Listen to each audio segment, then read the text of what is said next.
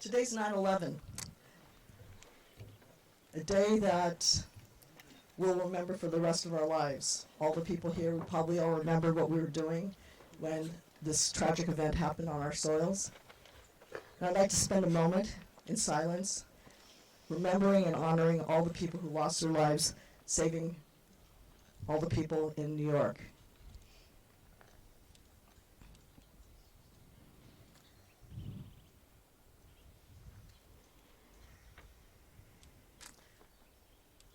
I'm Susan Tatsui Darcy. I live at 2392 North Rodeo Gulch. I've lived here for 33 years, and I will probably live here for the rest of my life. It's the most beautiful place in the world.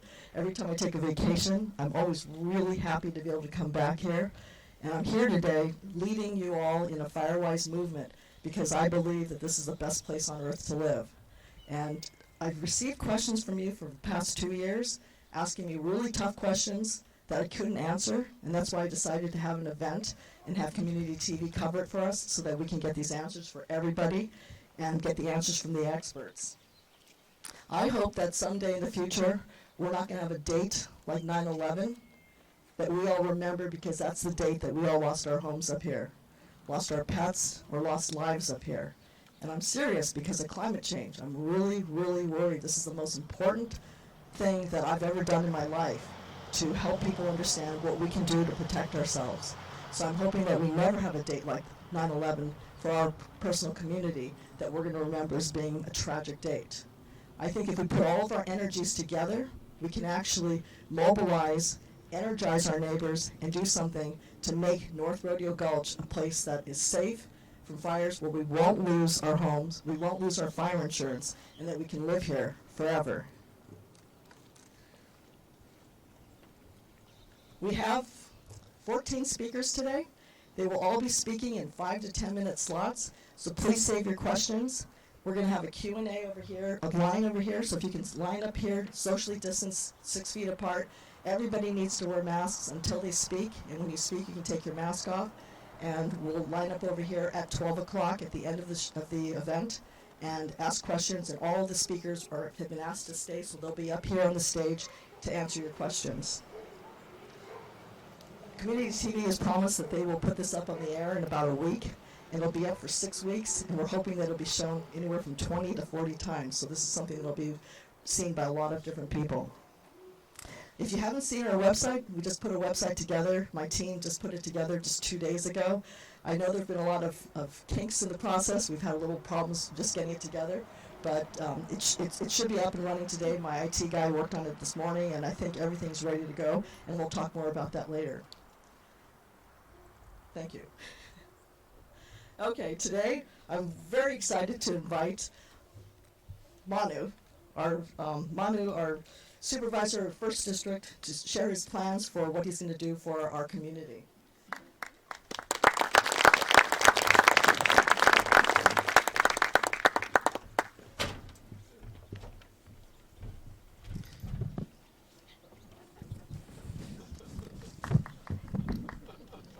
Great. Thank you very much, Susan, and thank you all for being here. This is really inspiring, and I have to say this is probably one of the best organized Firewise events I have seen to date. So you guys are off to a fantastic start, and a special thanks to Susan for organizing this. This is really incredible. And we're here today because exactly a year ago, our county was in the middle of the largest fire in our recorded history. 87,000 acres burned, 1,500 structures. And I think if there's one thing that we can take away from 9/11, it's that it's not what happens to us that defines who we are, it's how we respond. And today we're here to respond to that historic fire and make sure we are more prepared for the next one. The reality is, this is a new trend. This is the new normal.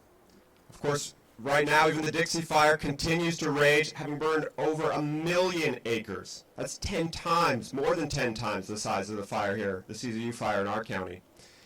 And the reality is that when that happens, it draws state resources out of our county and from all over the state. So we need more resources to deal with fire, plain and simple. And one of the main places that's going to come from is all of you, all of us, responding together.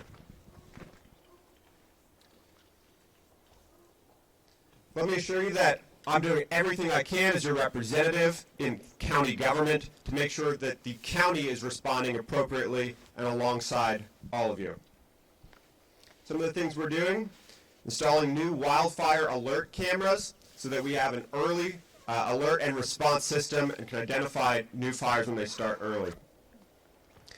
We've taken money that was previously allocated to undergrounding power lines in the coastal area for beautification, and we're undergrounding high-risk power lines here in the rural area. The closest to us here would be on Old San Jose Road.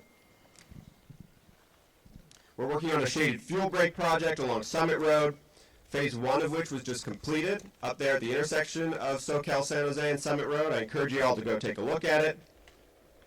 We've created the Office of Response, Recovery, and Resilience, and the big thing that they're doing is going after all the new state money that's available. Dave Reed, our new director of that department, and his team of 2 other folks, they are writing grants all day long to get as much money and more resources into our county as possible, including for the Fire Safe Council and Firewise program. We're working with folks like at the Resource Conservation District to expand low-cost chipping programs. If you haven't already, go check out their booth over here. You can get up as much, if you apply with 8 homes, you can get up to $250 rebate per home for chipping services. It's fantastic. I've been advocating for new hand crew sites to support firefighters in their work. Of course, right here in North Rodeo Gulch, I've been communicating with illegal campers in the gulch to ensure that they are not a fire risk and that we don't have a repeat of the event from earlier this spring. And we'll fix all the remaining washouts on North Rodeo Gulch by this time next year.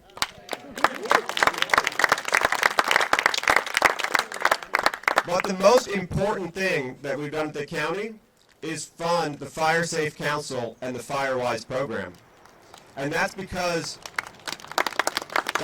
this program allows us to scale the resources that are dedicated to fire exponentially, because it gets every one of you, every person in our community involved. Again, I want to congratulate you all on taking the first step today towards becoming prepared and not scared. You know, the National Fire Insurance Associations reported that more than half of the homes lost in California in recent wildfires would have been saved if homeowners had removed combustible items within 5 feet of their homes. So it really is about taking the simple actions: cleaning out your gutters, cleaning off your roof, removing wood fences and lattice from the side of your homes, and other bushes and greenery from the side of your homes. Today, there are 13 neighborhoods in Santa Cruz County that have achieved Firewise recognition. 16 more are in progress. And if we all join in, we will scale our community's fire preparedness exponentially. We will respond appropriately. We will respond as one. Thank you all, and I'm looking forward to the rest of this event today.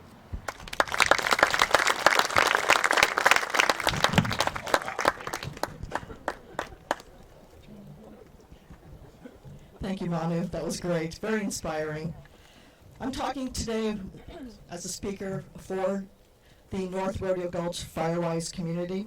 You'll notice that I've created this map. I'm going to walk over here.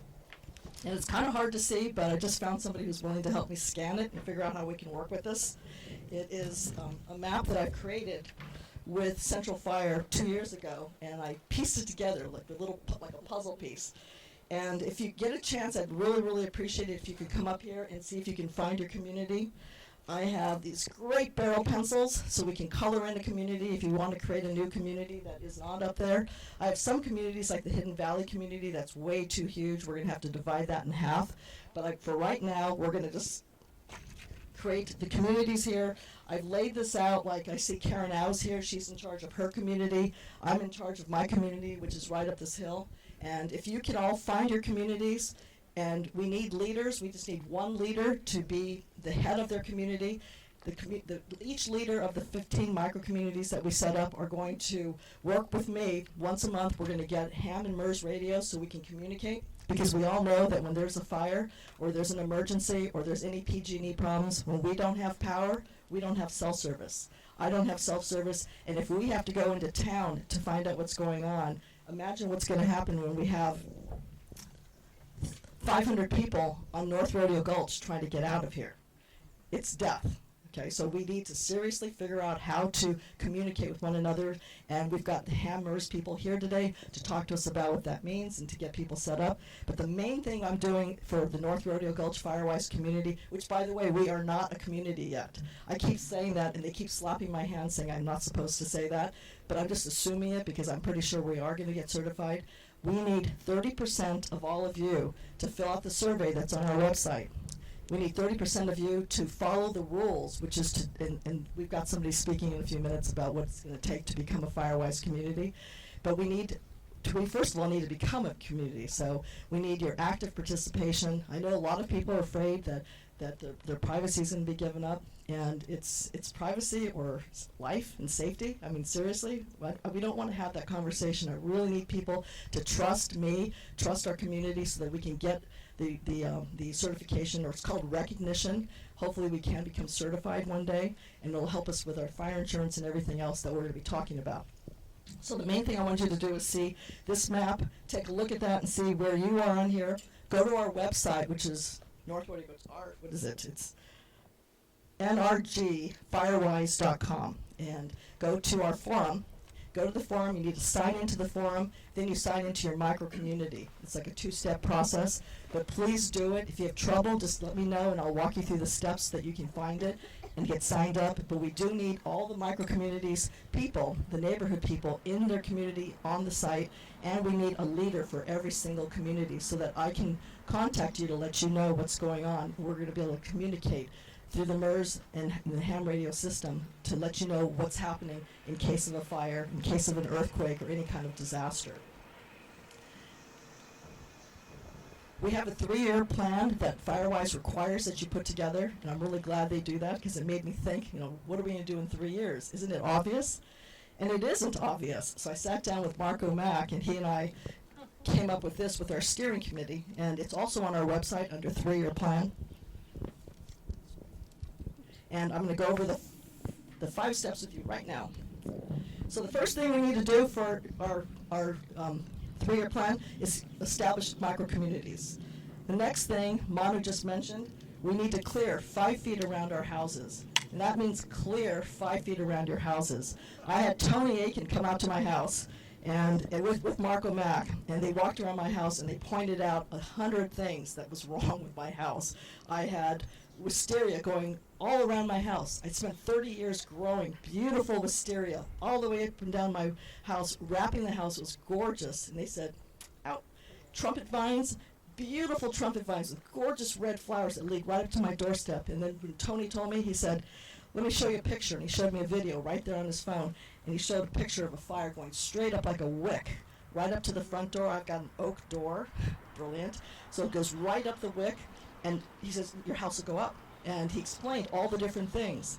Within 2 weeks, I removed everything. I'm not saying that to pat myself on the back.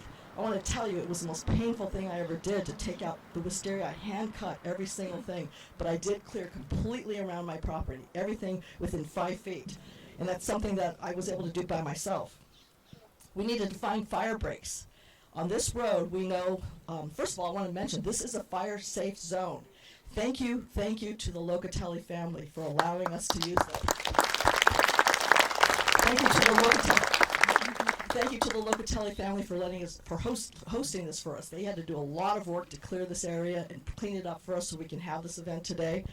And in case of a fire, and I know Tony's going to be talking about this later, and probably Marco also, this is a fire-safe zone, which means that if we get trapped here and we can't get out of North Rodeo Gulch through one of our exits, come here and come through. And that's why we wanted you to come through this parking. We want you to understand how to get here and to be here. They said that if a fire comes here, we can all shelter here. It'll be scary as hell, but we will be safe and we'll live through it. And that's important for us to all know. And that's why I wanted to have an event here and not have a Zoom meeting, because everybody said, why can't we do Zoom? And I said, because you're not going to feel it. You're not going to see where we are, and you're not going to get to meet your neighbors that we're going to work together with to fix this problem. The other thing is sort of my own issue that I'm really concerned about on my private road. And I've been on other private roads as the Firewise leader of this area. I went up to Migo and Bronco and Muir, and I've never been up there. I've lived here for 33 years. I've never driven up the roads before. And I was shocked at how beautiful it was, for one thing. The views were incredible, but how scary it was to drive up those one-lane roads for miles and miles and without any turnarounds.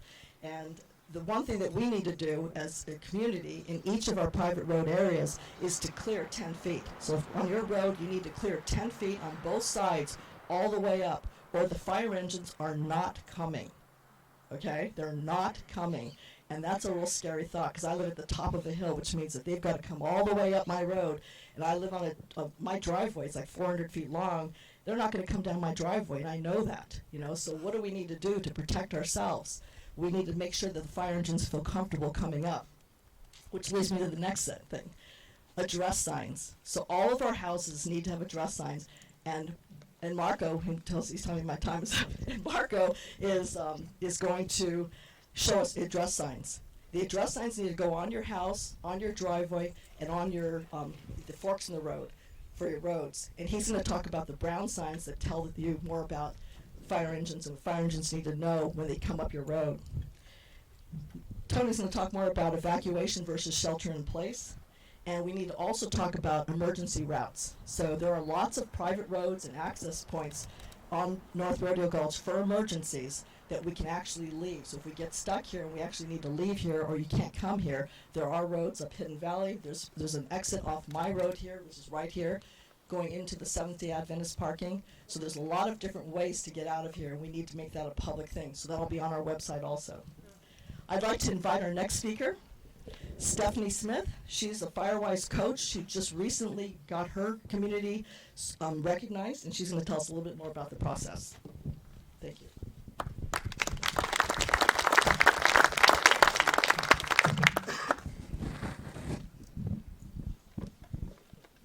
Susan went over quite a bit of this already. This is on? Okay. So why do we go Firewise? So as mentioned, I'm Stephanie Smith-Burdown. I've been on the board of directors for Forest Lakes for 15 of the 18 years I lived up there. And evacuation was always imperative. We are a historic water company up there of 600 acres, 327 homes, and over 1,000 residents. 2016, one of our major evacuation routes was blocked by a tree. It still has not been repaired due to FEMA and everything else. But the idea is that we knew we had to get out. The CZU fire basically solidified that. So the minute we came back from evacuation, a few of us got together and we started thinking how we could make ourselves more safe. So in the process, what we did is we established zones, very much like they're doing up here. Being that we're so large, we had to have microgroups of areas and locations, and we established that. And then we have a core group of point people that can communicate in the event of an earthquake, a fire, a flood, landslide, anything to get everybody out, talk to the fire department, communicate to first responders, or anything that we need. So what it did, becoming Firewise, is it brought a community of 327 homes that are fairly spaced apart and brought us all together. They're doing movie nights. They're talking constantly. They're doing work parties to get together and figure out how they can make the neighborhood safe. There's home hardening education stuff that we're doing together. So we took a neighborhood that's predominantly redwoods and Doug firs and tan oaks, and now we're making it a community that we can have the fire department come in and defend successfully. It is a daunting process, and people were very concerned about privacy, but the reality is the only person that's really going to see any of your information is the person that's inputting it. And what we did is we actually did an online form, my husband developed it, which neighbors can now go online and enter their information by themselves, and then no one sees it. It gets tallied at the bottom, it goes to Firewise, and that's it. And so it took away that element that where people thought that their stuff was going to be public knowledge, and it's not. But it did allow us to get emails and phone numbers. We've also established ways of who has chainsaws, who knows how to do cutting down trees, who knows how to help with opening roads, that sort of thing. So it's really broadened that communication, which we needed up there. why did we also do it? Not only bringing the community together, it allowed us to look at our roads more in a community manner than just the board of directors. So we've been improving the 10 feet clearance and the 13-foot height clearance with the help of Audrey Dawson up at Felton Fire and Chief Gray. We also wanted to think about insurance. We knew that we had friends the day of the CZU fire, they had their insurance dropped. It came back on because they weren't allowed to do that. But the idea is by being Firewise, the National Prevention Agency will give you some indication of which insurance companies might give you a break, which ones won't drop you, and it basically tell your insurance company, hey, we've done this. They get really excited about this. They know that you're doing something to take care of your property. It also, again, told Felton Fire, we care about our property, and they now know that they can come in and safely defend Forest Lakes because we have done our due diligence to protect them as well. And it's also a big part of it is we are a neighborhood of different socioeconomic levels, and so we can't take out the 400 Doug firs that need to come out of that neighborhood because now they've reached their 100-year lifespan and they're going to start falling. So it allows us to access grants, and when you get Firewise certified, you basically move up to that ladder of not really priority, but access to this funding. And it allows you resources to work with agencies and people to write those grants and get that money in so you can do these mitigation projects. And so in that respect, being Firewise was really important for us to do, both as a community, but also for people to be able to sleep at night. And now when there's an issue like there was last week, there was a fire in Forest Lakes, everybody mobilized really quick via Facebook. People were hitting each other up on their text messages, and it was just nice to communicate, and we had neighbors out there immediately fighting the fire before the fire department was even able to get there. So hopefully you guys go through with this, and if nothing else, just look at your homes and look at your properties and think about what you can do under the guidance of the National Fire Prevention Agency, because in the long run it will help you and it'll make you basically sleep better at night, that if there is an event like we had last year, the CZU fire, where we were evacuated for 2 weeks, you feel better about leaving and you feel safer that you can come back.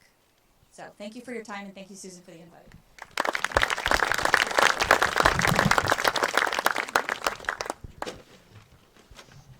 Thank you, Stephanie. That's really valuable information. And this is Marco Mack, Deputy Fire Marshal of Central Fire, and he's here to talk about address signs and road signs. Marco Mack.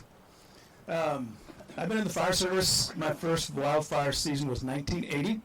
A long time ago. It felt like 1880s. But learned a lot. And one of the things that I took as passion for myself was engaging business owners and residents within the fire code of why we're doing things, what we're trying to do. And our current administration, our fire chief, John Walbridge, is here. And the board of directors for the fire district have embraced this idea of engaging the residents as stakeholders. What we know from wildfire, we've never shared some things with you. There's basic things that you can do that may not even be required that actually increase value for limited time and money to reduce your wildfire risk. So we've been able to explore these ideas. We put together a plan. We're going to have a much larger plan coming together this next year to take things to another step. There's a lot of moving parts. And with this is, as a government and special districts, we need to create pathways for you folks to reduce your wildfire risks. And there's things that we can do, but ultimately, you live in an area where there is no infrastructure compared to if I live in the urban service boundary where all this infrastructure is there. Basic things for fire would be access and water supply. In this area, that's all provided by the residents. If this was to be developed today, it was a pristine one large parcel, and they're going to break it up into 10-acre, 5-acre small parcels. You would have to go through the development process, and we would see infrastructure like fuel breaks, fuel modifications. We'd see water roads. We'd see a setup of water distribution things coming here. You don't have that. We're missing communication. We don't have good cell service. We don't have hardened copper wire. If you can even get a copper wire telephone, communication is challenging. So what we need to do is create a mechanism where we have basic infrastructure. The most simplest of that is addressing. Addressing is very simple to do. I look up here, and I'm on a fire engine, and I go, we're on this street. I don't see an address number. Did they call 911? I've done this. I get out and go knock on the door. Did they call 911? If not, okay, we'll get back in. We'll keep driving up the road. For medical aid, 2/3 of the calls that we go on are for medical assistance. Many of you probably grew up in an area that had all this infrastructure. We need to engage with the residents now for how do we replace that missing infrastructure. So what the fire department is doing is we're engaging in a process where we're regulators and we're not coming out and saying, you must do this. If you build something new and you've come through the process where you're doing plan review, we're talking about access, we're talking about addressing, we're talking about your water supply, and we're fighting tooth and nail where I don't want to sprinkler my house. Well, we can't protect your house, so you should probably sprinkler it. Those are things that we're trying to provide for people when you get to that level of development process. But the majority of you folks, and the risk and the challenge that you have, is this missing infrastructure. So creating pathways for you folks to reduce your wildfire risk. We just had a dialogue earlier today with maybe we should be going through and looking at this process of, is this area conducive to actually having a water tank and hydrants? And then what can we do to widen the roadways? So what the challenge is there is no local government entity here. You're unincorporated. And so what we're trying to do is create mechanisms so that way we can start to replace this. Here's what's the next step to reducing your wildfire risks would be, is look at Marin County. They did something where they created a wildfire JPA, to a group that could come in specifically to deal with wildfire JPA. If you talk with the Board of Supervisors for the last several years, there is no funding for this. There is no local government entity.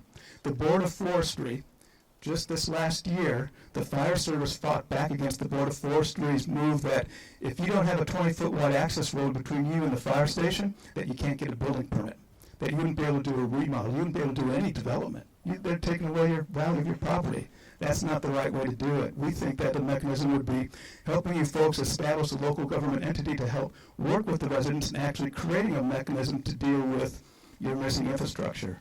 The easiest way to do that is with CSAs. And the CSA effort is one way of actually forcing all the residents when the majority of the folks decide that they actually want to have this level of service. Most of the road associations that we have right now are informal, and if they're functioning, I think that's awesome. And if we have road associations where we have poor access, we don't have address, we don't have all the rest of these things that should be there, how do we help the residents if they want help? So we're working with this incrementally process of bringing information to the residents. Firewise is a process where we're able to magnify our outreach and input for the residents to help you understand your wildfire risk. This is a safe place because low-intensity fire is what you're going to see here. Your risk, if you came in a wildland fire and everything is burning, and I've been in a valley just like this where everything's burning, if you're inside your vehicle, you're protected from the thermal column, and then that way you're not breathing superheated air, and you're down low, and there's very little opportunity for high-intensity fire to get you. So that's one of the rationales. So we need to do a training class for you if you live in this area of basic wildfire behavior and some evacuation smarts. We're trying to work on that right now. The Fire Safe Council, you've heard that mentioned. We're trying to work with the Fire Safe Council into next year as to one of the goals for them would be to do that. And every county has a Fire Safe Council. Every county needs this. Who else has that information already? Maybe we can build on what someone else is doing. So we're trying to coordinate not only in the county but outside of the county. We're coordinating with the Board of Forestry. We're coordinating, our fire district is coordinating with the California Landscape Contractors Association to help contractors that are working on landscaping do things that are more fire safe. So here's the mission that we looked at and what we presented to our fire chief, and what we're going to be continuing to work from is the fire district. How can we help our community become more fire adapted without an ordinance? So that idea means that we're engaging you folks, we're communicating with you. We have limited capability to reach everyone. Firewise is a great effort for us to have an outreach. The communication that we've done with people, we did a backyard wildfire risk evaluation is what we're calling it for Susan, where this is what a wildfire looks like coming to your property. All the Firewise groups that are here, there's some folks from other Firewise neighborhoods. We've been doing that with residents and trying to connect with the people that are going to be the leadership for the different areas. I would want to extend that into the different road associations here for North Rodeo Gulch. Talk to key people, that way you get some understanding of this little bit higher level of what wildfire behavior looks like in your street, in your neighborhood. And then we're seeing better questions. People are asking questions that we can actually answer. And it would be helping you, and they're able to share information with other residents of basic concerns and needs. So Firewise is an important effort for us to magnify our outreach and messaging to you folks, because we have limited time capability. And then we're helping prioritize residents, and I shared that already with someone out here this morning. If you've got limited time and money and funding to do something, if you did this year, that would be the greatest value of reducing your wildfire risk. For us, it starts 5 foot from your home and then extends 30 foot out. And we can do some more training this next year. We're changing our aspect for probably 6 months from now of doing a very focused wildfire training class for areas 500 foot elevation and lower. Your wildfire risk is entirely different than the folks up in Bonnie Doon in higher elevation. So today I'm talking about, in this one segment, about addressing. I've got at our desk over here, we have a flyer that we've been sharing with people of what things you can do to improve your addressing. We're creating a standard that's going to be adopted by the County Chiefs Association, where every fire district is going to be doing this. And we've been working with the residents for challenging situations, and they've been helping us modify this. And we're going to actually have some pictures and things of different scenarios. But we want to make sure if you do put in an addressing number, which includes the state requirement of if your home is along a long driveway, that you actually have a post at the street that leads us to the correct driveway. And what is that post? What's it supposed to be? How do you post it? And then helping you with it's in the right place, it's functional, and you interpreted our intentions properly. So we want to help you folks if there's any questions. So the Firewise effort, the Road Association, is a great avenue for us to magnify that outreach to you individually. So I'm running out of time on this one part, and I get to come back and talk a little bit later. But all of us will be talking in the future soon, and we want to, my boss has allowed me to spend time with road associations and sharing this detail specific to your different communities, so we'd love to do that.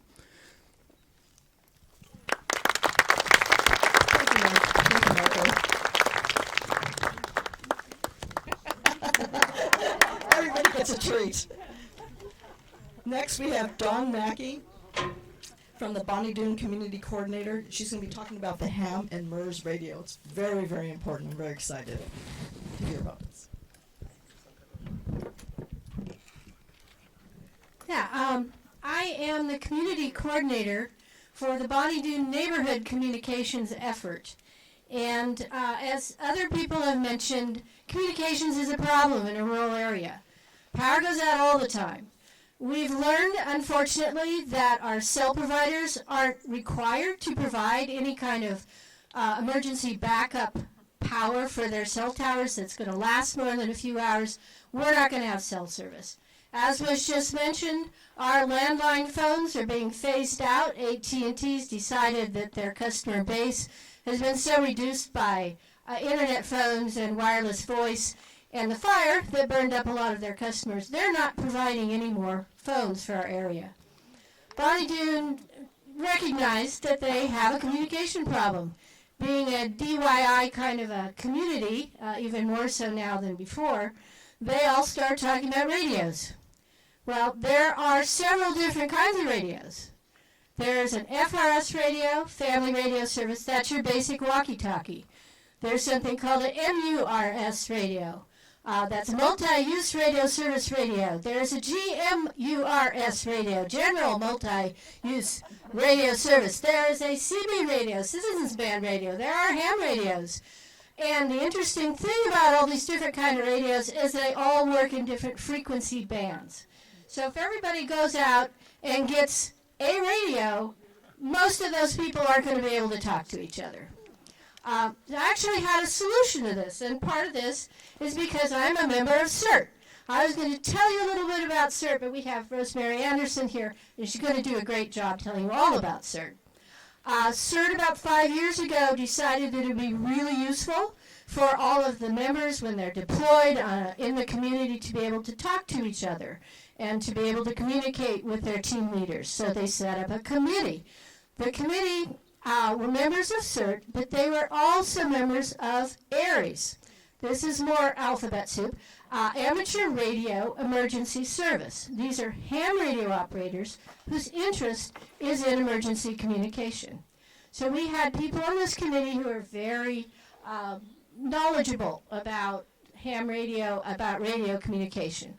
They were tasked to find a radio for CERT that was readily available, that was reasonably inexpensive, that could have a range of 2 to 5 miles, that was very easy to use, and that did not require a license to use, because many of these radios do. They came out with a choice of radio, and they took a couple more steps. They said, we're going to have 200 people to train in the use of these radios, and they were going to have to support that training. So they recommended that everybody get exactly the same radio. Made the training easy, and if we were deployed somewhere and we picked up somebody else's radio, we'd know how to use it, because it was just like ours. So that recommendation, they went one more step and they said, well, this is a commercial radio. It's used by other services. It's used by traffic control. It's used by security services. So they decided a plan of programming so that these radios would not be interfering with other uses and they wouldn't interfere with us for the most part. This is the radio they decided to recommend for everybody. It's called the B-Tech V1 MERS radio. And no, nobody has stock in the company. But we have used this radio successfully now for 3 years, and it's worked well. So I asked CERT, can I roll this radio out to my neighbors? They're not CERT, they're just people. And they said, sure, why not? If CERT's out in a neighborhood doing a damage assessment, then they'll be able to talk to the neighborhood. This is great. The short range of this, 2 to 5 miles, means that if CERT's working somewhere and the neighbors are working somewhere, they won't interfere with each other.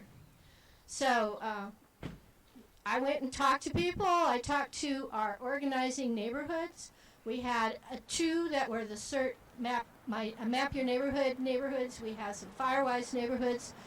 And the organizers of those neighborhoods were thrilled. They said, yes, wow, let's do that. So neighbors started buying radios, and they started practicing. We started programming all these radios, and that's a great effort. But what we still have are all these groups of people that have a radio that they can talk to each other with. In some cases, they can talk to a neighboring neighborhood with. But they're not going to get an ambulance there, and they're not going to get a fire truck there with this radio. I'm also a member of ARES, and ARES Amateur Radio Emergency Service, again, ham radio people who have ham radio because they're interested in emergency communications. The ARES group has been around for a long time. It has a protocol that is already part of the county emergency management protocol. They recognize ARES as a group who can come together and provide emergency communications for them. So there's a seat at the 911 center. There's an entire radio room at the Emergency Operations Center for ham radio operators who know what to do during an emergency and who to talk to.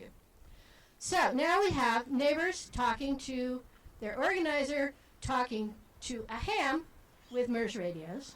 The ham is talking into the ARES emergency radio net or talking to emergency agencies. That part's all set. We have end-to-end communication. You get your ambulance. This all takes practice. This is all important that people know how to do this. So I set up a community exercise so everybody could practice using their radios. And I suggested to my neighborhood organizers that they put something odd out into their neighborhood. And then they asked their participants to go out into the neighborhood and find that odd thing and report it. And one neighborhood put up a picture of Donald Duck and Pikachu. Other neighborhoods did other things. Very simple exercise. The neighbors went out and did their reporting. It had 3-4 good points here. They were using their radios. They were learning how to report something odd with the radio, because you don't want to blather on forever. You want to be concise. I see Donald Duck. And they reported a location, which is an even harder thing to communicate properly when there's an emergency. I see Donald Duck on the corner of A Street and B Street. That's all important stuff to practice when there's an emergency. I didn't realize the social aspect of this. Everybody had a lot of fun. They were out there meeting their neighbors. They were out there meeting neighbors they hadn't met before, and they had come together for the purpose of making their neighborhood safer and better for everybody. There were 7 neighborhoods. There were 51 people in this exercise, and that was in June. In July, I suggested that they do an exercise where the people in the neighborhoods report and call in from their houses, because we may be in a shelter-in-place situation. You may be trapped in your house. You're going to want to know that there's somebody that you can call and somebody that can hear you and somebody that can help you. You probably won't be able to talk to all of your neighbors, but you will be able to talk to some people who can come and help you. And this entire communications can go up to getting you help. So we had 14 neighborhoods, and we had 75 people in that exercise. In August, I decided that the best situation for this project would be for the neighborhoods to retain the control and the organization of this whole process, because the neighborhoods know what they want and need. They know what their special concerns are. So I said, figure out what kind of exercise you want to do, neighbors. Figure out what you want to do in practice and pass along. And we added a little bit of having one neighborhood talk to the other neighborhood. We had 60 neighborhoods. We had 95 people in that exercise. So this is growing. Everybody seems to be really enthused about it. I'm happy to say we have 3 brand new ham radio operators, because we have a ham radio operator that has been assigned in each one of these neighborhoods. And mostly they live there. And if they didn't have one, people stepped forward and got a license to provide that communication. We also have a whole mapping group that is interested in mapping where the neighborhoods are, where the communicators are, what their communication area is. They're putting it on a GIS map that you can pull into Google Earth, because we have these incredible people. So that's what we're doing in Bonnie Doon. Hope that all works out for you, and I'm always happy to help, and thank you.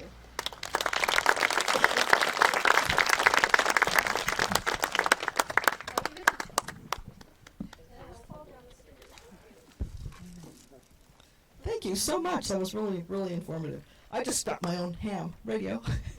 I've got to take it's a licensing program, so I've got to take a class so I can pass the test. But how many people here are hams? Can you show me? How many people have MERS radios? Okay, great. Well, we need to up the number. It'll be a lot of fun for us to all talk together.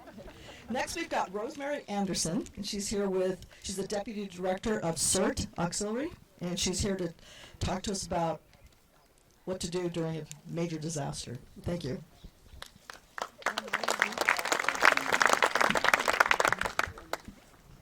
Good morning, everybody. Thank you, Susan. I see a lot of familiar faces, which is wonderful. I'm recently retired as the emergency manager for the County of Santa Cruz. CERT has always been near and dear to my heart. When I worked at UCSC, the training for CERT was a mandatory piece of my job, and we had CERT teams on campus. CERT it was really born in Los Angeles. For those of you who don't know what community emergency response teams are or how they came about, and they grew out of the LA Fire District, where in 1985 they realized that their resources would be incredibly overrun in terms of being able to engage all of the community and to respond to anything. And so they created CERT as a way for community members to become self-resilient, self-prepared, to understand what the different aspects of readiness and preparedness were.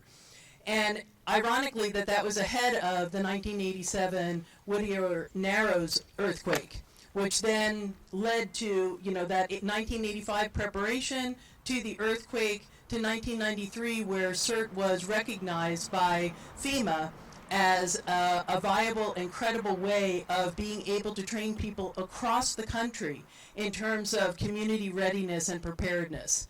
We're really proud of the work that we've done in Santa Cruz County and all of you who are part of that. I know Susan's going through CERT right now and is just waiting for her in-person instruction. CERT is made up of some different components locally, so I just wanted to give you an idea of the hierarchy and the organization of how CERT works in Santa Cruz County.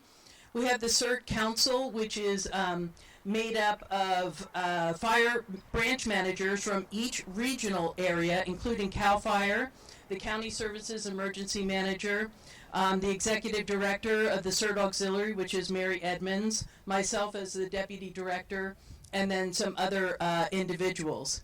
And the CERT Council is organized for the purpose of coordinating the countywide efforts for the program. And the CERT Auxiliary, which I am now the Deputy Director, we're all volunteer organization, helps in the development, management, and sustainability of the CERT programs throughout the county. So they help with also that nexus between the state and the nationwide grants, as well as other grant opportunities that Mary has been very successful in engaging in throughout the history of the CERT Auxiliary. So I just wanted to also emphasize that for CERT, that it's, and with every single aspect of the organizations that we're talking about today, it's all about relationships. It's about building relationships. It's about knowing who your neighbors are. It's through this training effort, especially with CERT, you have the ability, as Dawn talked about, to understand how the communications works, how your own preparedness and resiliency matters, and how it can carry over into your neighborhoods. So CERT training is available for free across the county, and I'll talk a little bit more about what the training consists of and so forth. And we also have a program called Map Your Neighborhood, which Dawn talked about, mentioned a little bit. Map Your Neighborhood, we kind of call that CERT Light, because it's not that you have to go through the CERT program, although it's beneficial, but it's a way for neighborhoods to organize themselves by block captains and for readiness, and a way, again, of getting to know who your neighbors are, what their needs are, what their resources are that they might be able to bring, and a way of collectively preparing yourself as a little, as Susan is mentioning, her micro-communities, your neighborhoods are those same things too.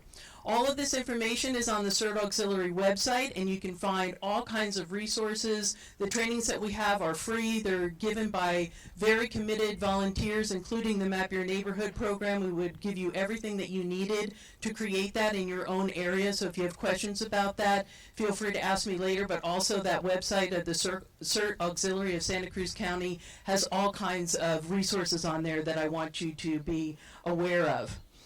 And the other thing that, along with the CERT organizations, is all of our other nonprofit and volunteer organizations that helps in our collective efforts. And again, this is about building relationship and about building capacity. We have, of course, CERT here. We have representatives of ARES, Map Your Neighborhood, the fire districts, and so forth. We also have formal agreements and activation policies with our CERT groups and with our ARES groups. And the reason this is important and why it's historic is for our county, they have a vetted written policy that has been unanimously adopted by our law, fire, and emergency services agencies so that they work together, they train together, they have a seat in the emergency operations centers, they understand how they are all interconnected. The incident command system, which is maybe something that you're not familiar with, but it's the language that we all collectively speak, and it talks about what the command structure is and how everybody has their different roles. For me, as a recovering control freak, it's a really great structure for how things work, and so you know you're only in charge of your thing and how it works with other people, rather than feeling like you're responsible for everything.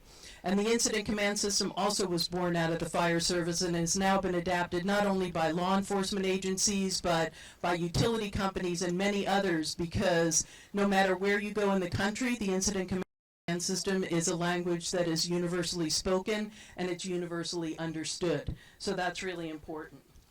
And then with the activation policies, it also made it possible for our CERT teams to be activated by law enforcement, by fire, or by county emergency services and what they bring to the resource capacity for all of our community members. And I'm going to give you some pretty staggering statistics from the CZU Lightning Complex fire from last August. We also have the Watsonville Emergency Air Command Team Airlift Command Team at the municipal airport. We have an agreement with them, and I have 19 pilots that are serving as disaster service workers, and we train together and are ready to be able to help with any other kind of capacity that the county may need. As many of you who've lived here for a long time know that we can be an island unto ourselves, meaning no way in and no way out. It was like that during the Loma Prieta earthquake. It was like that during the 2016 floods and many other kinds of disasters that we've had. Air is going to be, besides our communications on the ground, air capability is going to be really important for us for getting things in and out of the county or people in and out of the county.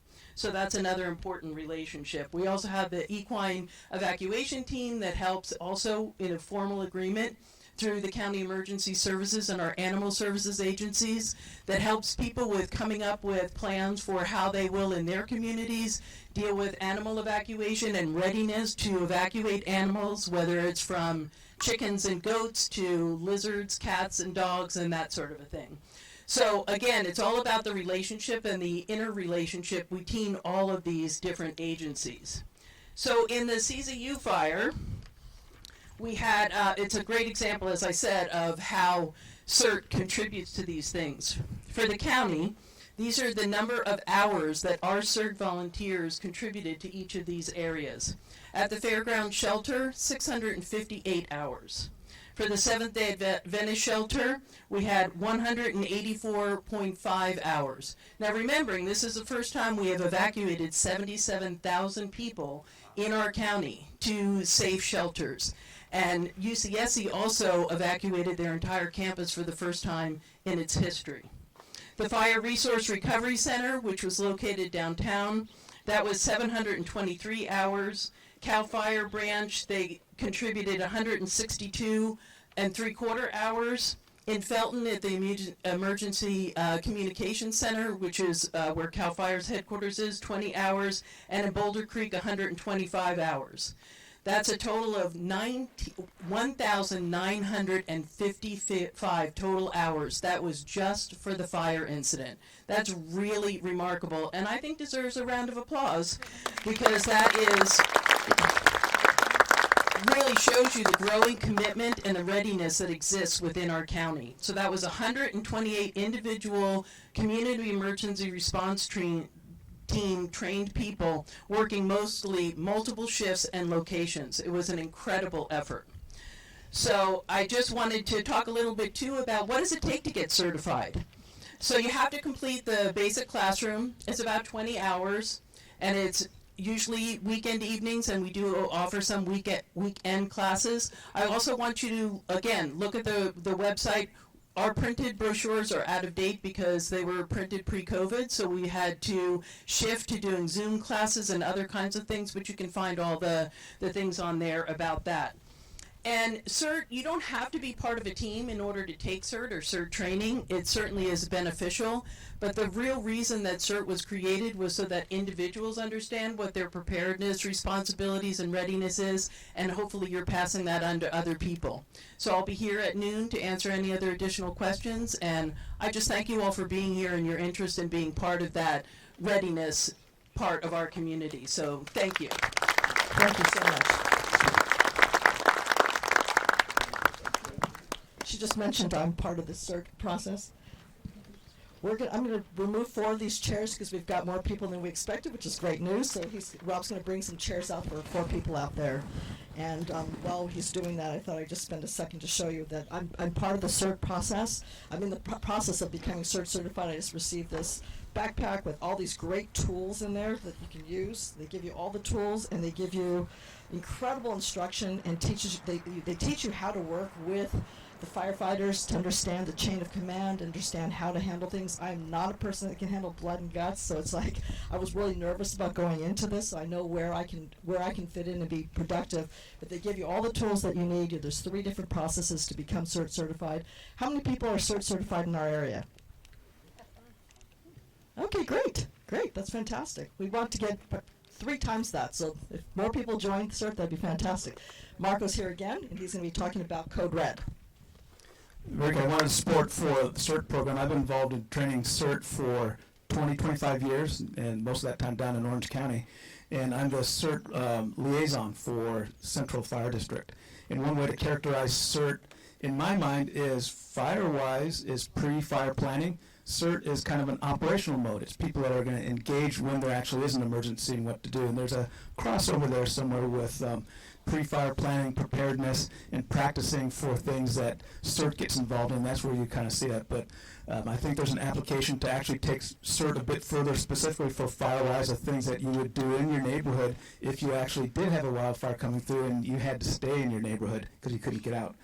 So I'm talking about Code Red. Code Red, if I fit this into my theme of missing infrastructure, would be how does the Emergency Operations Center, which is the government political leaders, how do they communicate with you for evacuation and details and information and update? So there's a fire operations. They're the on the ground, on scene, dealing with what's happening. When an emergency becomes really, really large, they do a EOC activation, Emergency Operations Center activation. And that's where the political people and then the county and all government workers who are disaster workers actually engage in helping manage the emergency. It would be the off-site components, particularly evacuation routes, and support components. So there's a lot happening in an emergency that becomes large, and Code Red is one way for you to get that basic communication and information. On our table, the takeaway for you is there's a flyer that you can look at, and it gives you details and information about the Code Red program. The other is if you go on the internet and search for Santa Cruz County 911, you'll get on the website for our communication system and dispatch. They're the folks that you talk to on 911. They've got flyers and details on Code Red, plus Know Your Zone, which would be your evacuation zone, and details and information on that. So those are some of the missing components for your infrastructure of communication. So with Code Red, one of the challenges that I wanted to pair off of what was heard earlier was if we go into red flag, we go into increased concern for a wildfire event, that would be the time to pull out your MERS radio and your communication plan, interact with your neighbors. If you have CERT folks, you're kind of elevating your attention that something could be happening. It's kind of that switch between pre-fire planning and then we're ready for an emergency and we're communicating with people. And touch base with the folks in your neighborhood, map your neighborhood. That's the idea of who has special needs in your neighborhood, and then working together to be able to manage concerns for looking out for your neighbors that might need assistance. So Code Red is an important part of this whole process of communicating with you. On the MERS radios, one of the things that we did, a quick anecdote, Alita Johnson. I've been here for 2 years, and one of the first people that actually engaged with wildfire with Tony, our inspector, was Alita Johnson up on Twin Lane. And we talked about you cannot be in your house if the wildfire is down this hill from you. It's a south and west facing slope vegetation. You're going to have that Southern California type of fire with 10, 20-foot flames. You cannot be in this house. I would not even park a fire engine on your driveway. It was such a challenge. So we were talking with her about that and communicating with her neighbors. And I was at home on a Sunday, and I heard a wildland fire pop out at Nicasio. And it was burning up out of the trees and into the area from like 500-foot elevation up to 1,000-foot elevation. And if it hit that higher elevation, it was going to really take off. I called Alita at her house and said, hey, just a heads up, CAL FIRE's responding. And she went outside and airplanes start coming across. And all the fire engines are screaming across. So she went to communicate with her neighbors. She had to run down the hill. She's at the top. She was able to get cell phone. She couldn't communicate with anyone else. That's one of the things that we want to try and overcome with all this communication and basic missing infrastructure. I really like the MERS radio, and then a plan for how do we have your individual road association communication and process and this pre-fire planning transition into an operational mode. A lot of missing pieces, but it's there. We can make it work. So we're trying to pull those together. Thank you, Marco.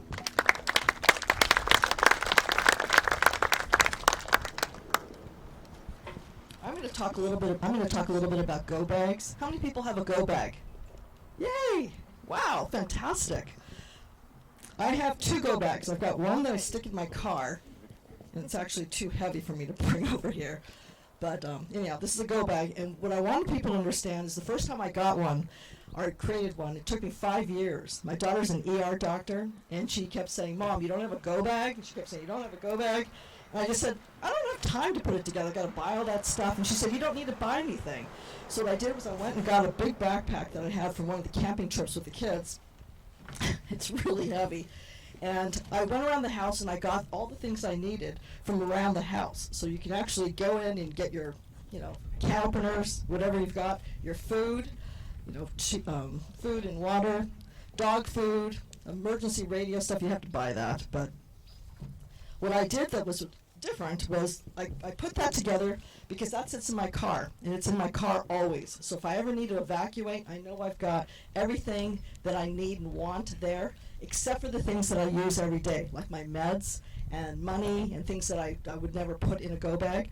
So what I did was I created this, and this is, it's gotten a lot of use, is a list of all the things that I want to take in an emergency that's not in the go bag in my car. So I've got this, and I stick this on the door in my bedroom, so when I run out the door, I can look at this and say, okay, what do I need to get? I need to get my jewelry, I need to get my money, whatever I need to get. And I know that in an emergency, I'm not going to be thinking straight. So what I did was I took pictures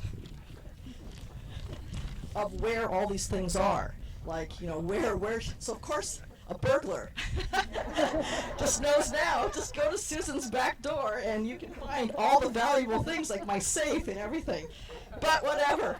And I actually circled circled where everything is, because I figured if my daughter or somebody was house sitting for me, I tell them when I leave, if you need to leave in an emergency and there's a fire, grab this, it'll tell you what I want, it'll have pictures of where to go get everything and take it with you. And of course they can't put, I have 150 photo albums, I can't have them take 150 photo albums, but what I did was I also put in extra cloth bags in this bag, enough bags to be able to grab all the things, whatever you're going to ask your children or your house sitters to take. And I just hang this on the back door. So to me, that's I'm as best prepared as I could possibly be, because everything's in my car, and then I've got the things I need from there. So that's my go bags. Next we have Tony, and Tony is going to be speaking. Tony Aiken is the Defensible Space Wildland Fire Hazardous Specialist at Central Fire. Is that correct? Yes. Okay.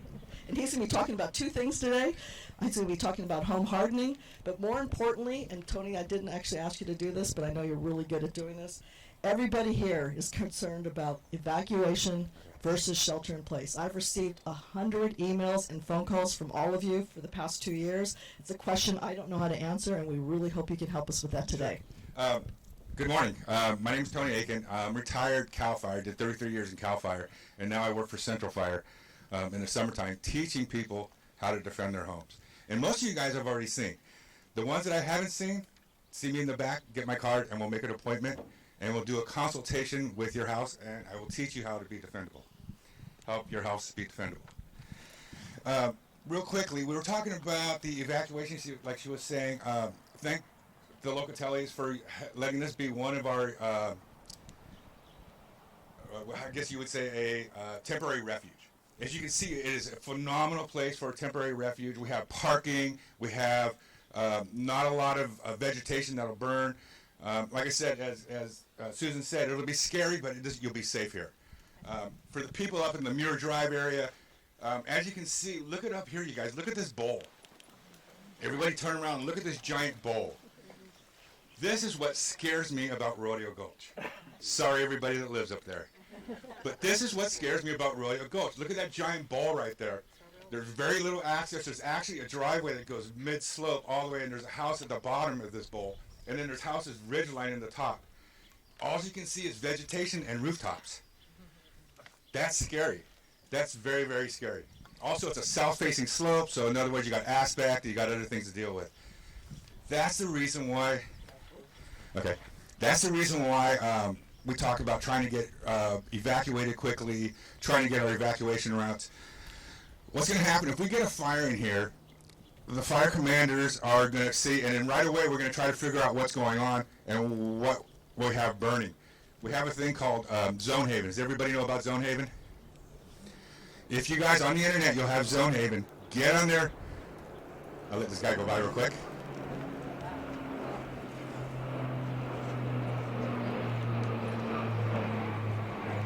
That's cool.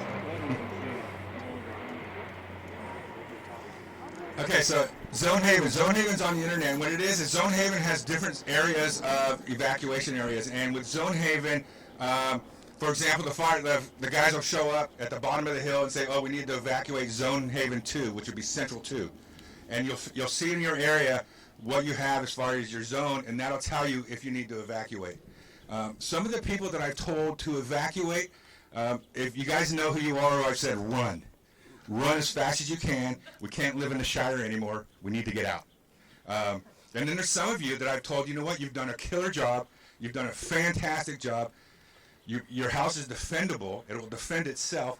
And you have a non-ignitable structure, and you've done a tremendous job. I want to use the, what's this road over here? No, the one on the other side here. Ponza. The guys at the ends of Ponza Lane have done a phenomenal job. Their neighbors have taken care of each other. All the neighbors there have done their defensible space.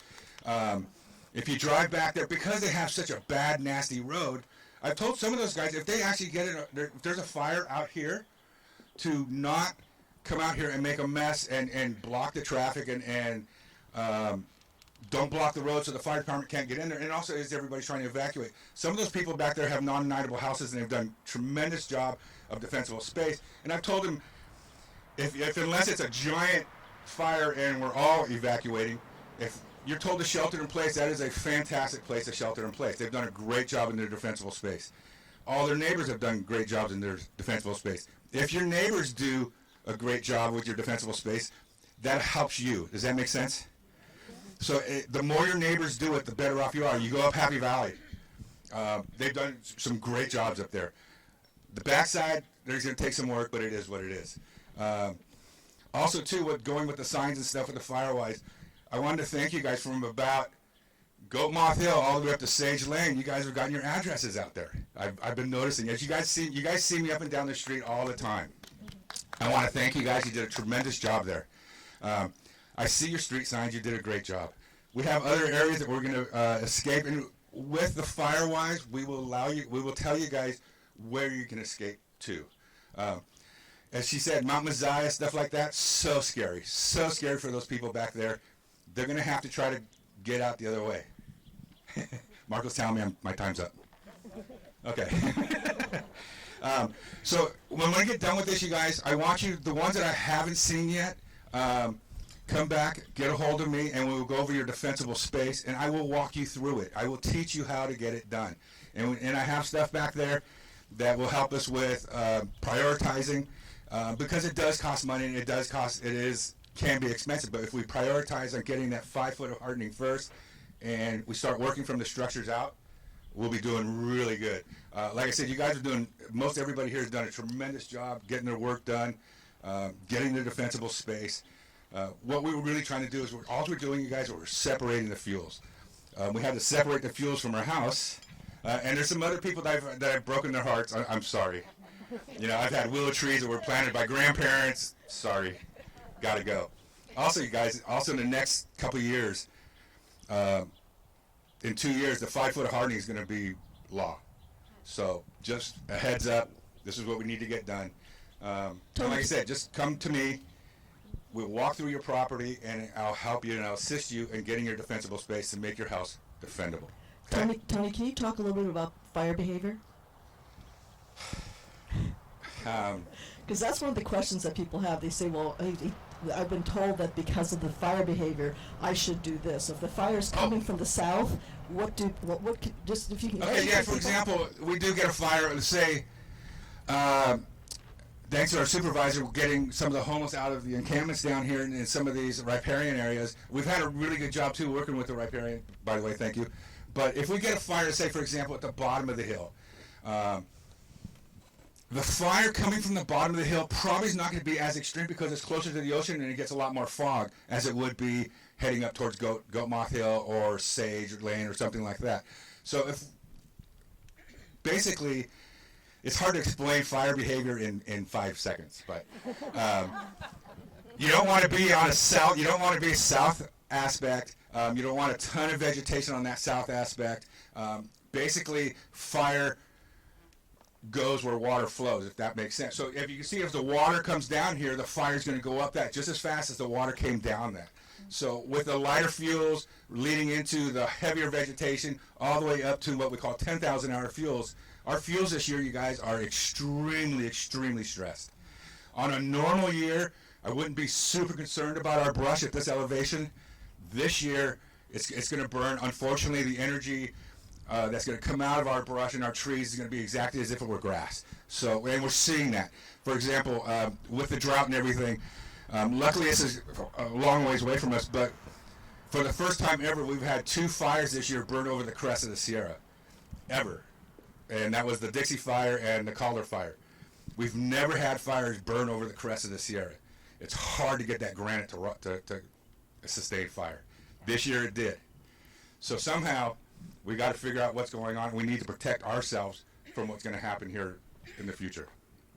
I'll be back there for questions. I can't answer everything out here right now, but like I said, come in and get my card, and I will go over your property, and we will assess it and evaluate it and make sure that you get defensible.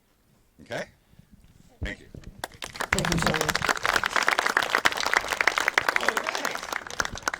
Thank you, Tony. And do call him.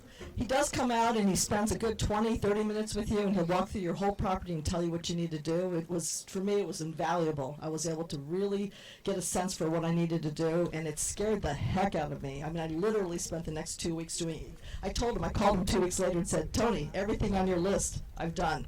So it was really, really powerful. It was really motivating. Our next speaker is Matt Abernathy, and he's with the Resource Conservation District, and he'll be talking about limbing and the chipping program.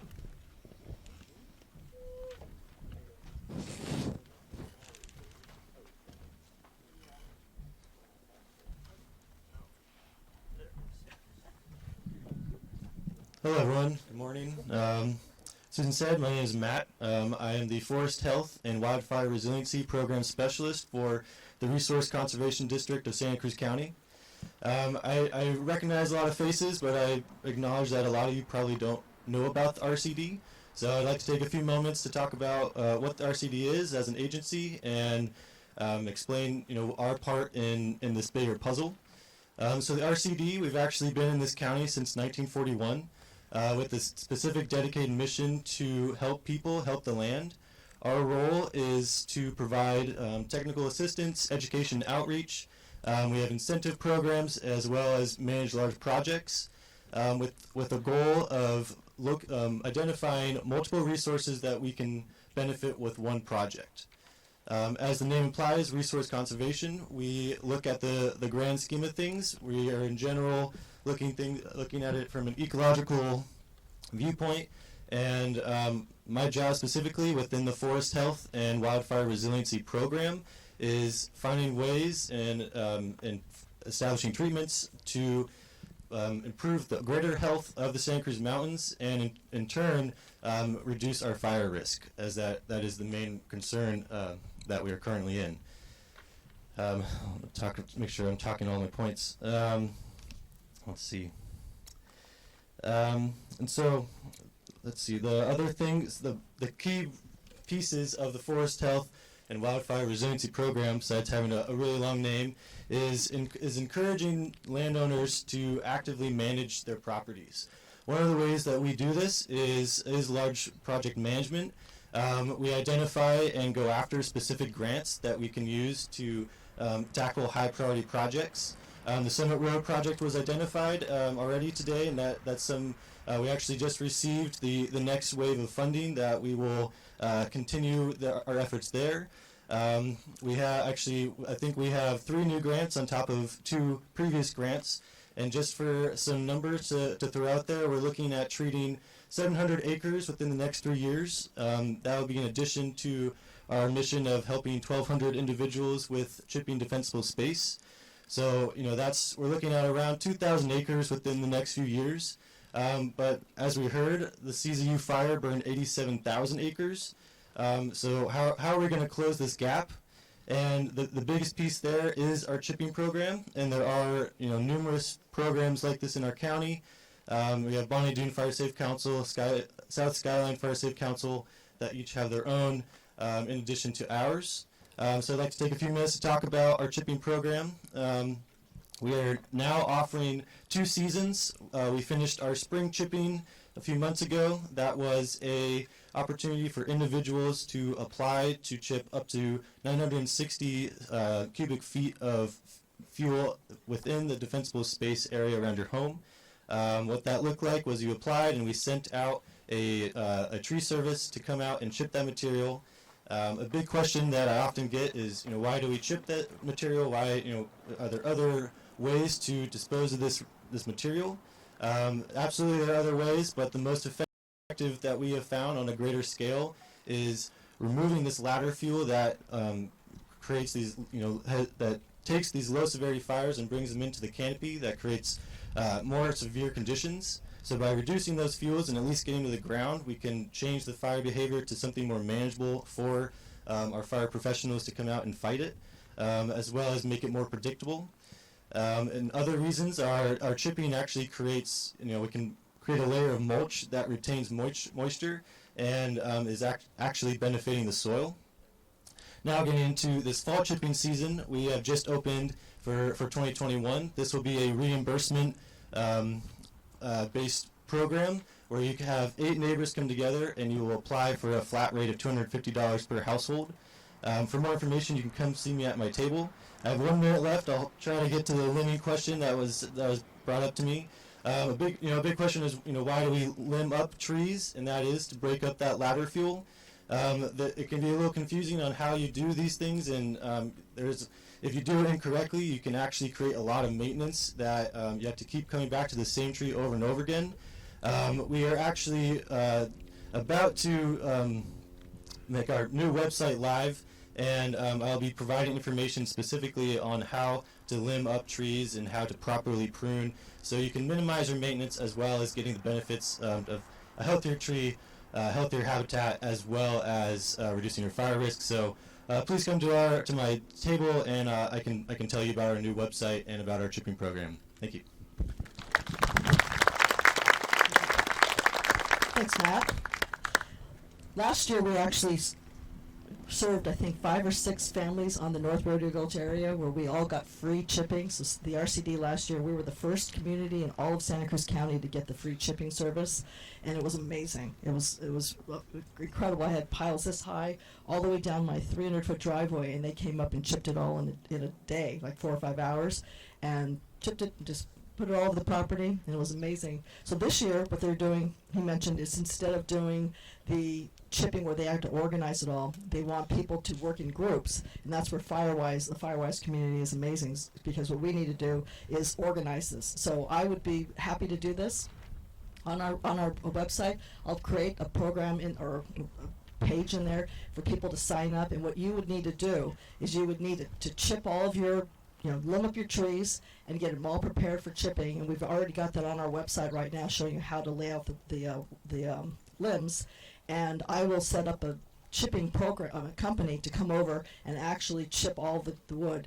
You get your receipts, you send it to the RCD, and they'll give you $250 back. So that's really nice. The rest of it we pay for ourselves, which we can all afford, and it's worth doing. But it's a nice service that they offer. Last year was free, which was amazing, and they had a lot of money. We on North Rodeo Gulch used a huge portion of that.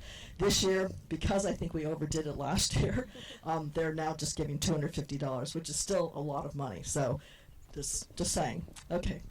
Our next speaker is actually one of my students.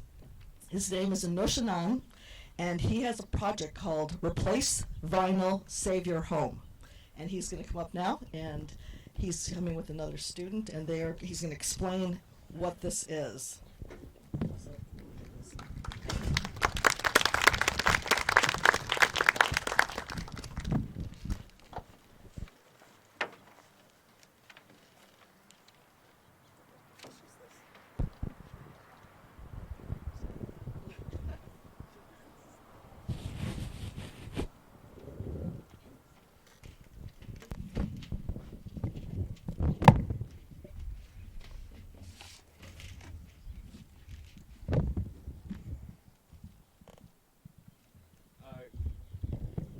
morning, everyone. Just by show of hands, how many of you have aluminum gutters? That's great. How many of you have vinyl gutters? Oh, all right. That's great. So until we got hit with massive wildfires last year, I never realized the importance of materials and the difference it makes when protecting your house or losing it to wildfires. I also learned that vinyl gutters and siding actually catch fire and cause your home to burn. And I was surprised to find this and realize that I was surprised that people actually use vinyl in their homes to protect their homes. To validate these claims about vinyl, I decided to create a test and build a fire consisting of mulch and wood chips, and I used a leaf blower to create flying embers to test the reaction for aluminum and vinyl. So the first image here, it shows the fire, and also I used the leaf blower to create the embers.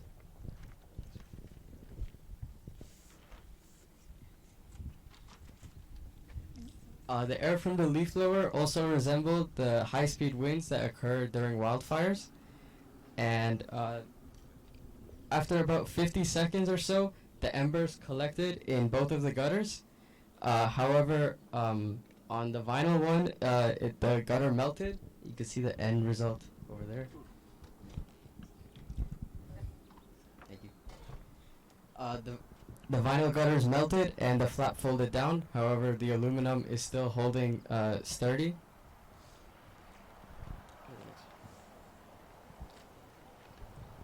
Also, I put leaves on the bottom, on the ground, so the embers caught the bottom as well as the leaves. And once that caught on fire, it started to burn the siding that I put up. So the aluminum remains perfectly intact while the vinyl started to melt and burn. And I had to put it out before, my house caught on fire. I was doing this in my backyard. So here's the dollhouse I used during the experiment. You can see the vinyl siding over here. It's burnt and the flap folded down.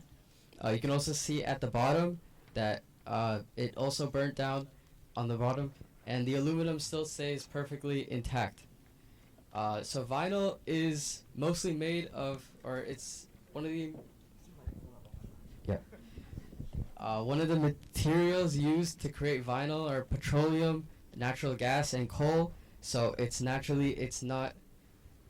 the best material to resist fires because it is flammable. Aluminum, on the other hand, is completely fire resistant, and it's a great material to use when protecting your homes, and it did not catch fire in this experiment. So to me, it seems obvious that we should all stop using vinyl, start using aluminum more, and I hope you all learned something from this and spread it after today, and spread the word that vinyl siding and gutters are dangerous and should not be used as materials for homes. Thank you.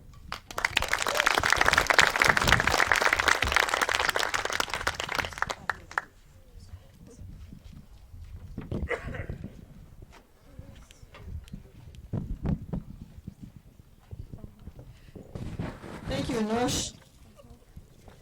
Anush, this is for you. I love it when kids do things like this. When they actually say things like, why? He said, why would Home Depot offer vinyl siding or vinyl gutters? And it's just so beautiful coming out of the mouth of babes, right? Okay, so our next speaker is Arul Madhur, and he is the founder of FACE, which is, he'll explain it in a second. And he's got an incredible project, and he'll tell you about it. He actually put it on Kickstarter, and he reached his goal in 12 hours, and has reached it with 3 times your goal in 30 days. And he actually has venture capitalists knocking on his door. He keeps telling me, he goes, well, I'm not sure what's going on, Susan, because I may sell out. And he's a senior in high school. And I said, don't say that to your dad, because I want you to go to college. So this is Arul.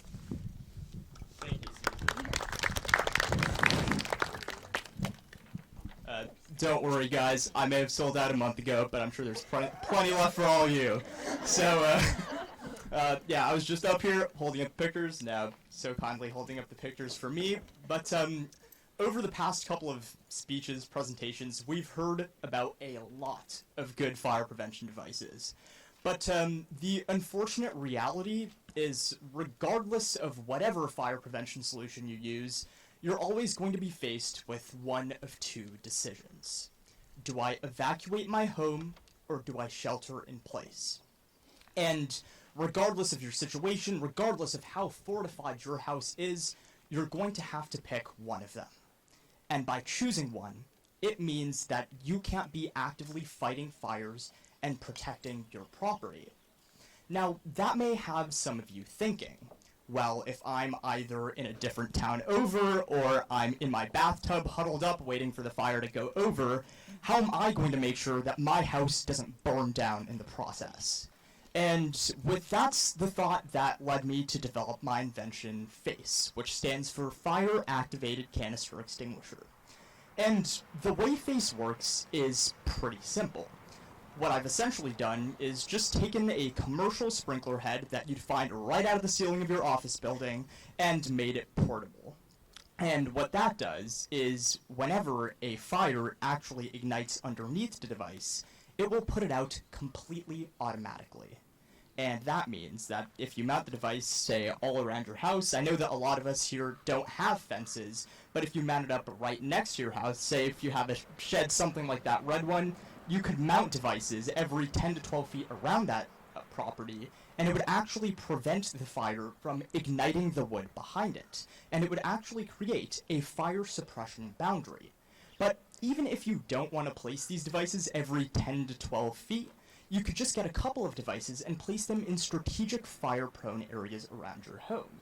So if you see this picture down in the bottom right here, you can see an example of one device covering a single fire-prone area. And a lot of us, we have ember-prone areas around our house. So say our gutters where fuel collects, or near our vents. And if you were to place these devices near gutters or near your vents, it could actually put out embers before they grow large enough to consume your home. Now, the idea behind this is, if you're sheltered in place, this device would be able to take care of any fires without you having to stand with your garden hose or your sprinklers on, facing a 50-foot wall of fire. So, this basically makes sure that you can stay safe in another town over or in your bathtub, while these devices take care of protecting your property. And in addition to being placed in residential applications, I have a lot more ideas planned to use these for more general and community use. For example, I'm currently working on designing 50 and 100 gallon tanks with dispersion radii up to 100 feet. And I hope to work with CAL FIRE to develop these devices to use in fire breaks, maybe right here in North Rodeo Gulch. For example, as previous speakers mentioned before me, this is such a great area for fire prevention and such a great area to shelter. But imagine if you had a fire break right up there down by that bowl to catch any fires that were to advance down here. It would make it that much safer. If you're interested in learning some more, you can go ahead and visit my table with the flapping yellow tablecloth. It's going to be there flagging you down as you walk by. And yeah, go ahead, stop by. I have a prototype right there for you to look at, and hopefully we can talk some more. Thank you.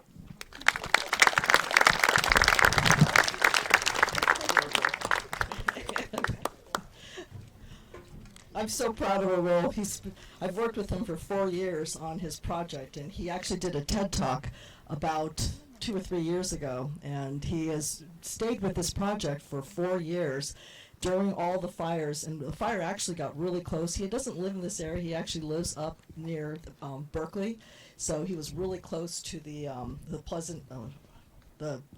Paradise fires, and really scared him. So that was the beginning of his project, but I've been really impressed with how he's stuck with this for the past 3 years, and he's taken this, he's patented his idea, and he's working on getting this project, continuing this and growing it. And because I actually purchased 7 of them, he's going to be putting them around my house. So if you want to come see them, you can come. Just let me know. Just come. I'll show you the property. I'll take you on a tour. But he's picked certain corners of my house that are more prone to others because I have 2.5 acres, so I can't actually do the whole acreage. But enough so that if there is a fire, I feel pretty confident that I'd be able to leave, and that because it's fire activated, it doesn't need electricity. It's not going to leave your hose running, which they tell you not to do, and that kind of thing. And anyhow, he's a great kid. So thank you so much, Aurora. Next, our speaker is John Simontachi, and he's with Fire Free. And he's going to be talking about some really innovative products. And I got a recommendation to invite him to speak from one of the residents on Rodeo Gulch. It was Dale Robbins. She suggested that because she's actually painted her house or her structures around her house with the products. And I thought it'd be really interesting for you to all hear about that. So.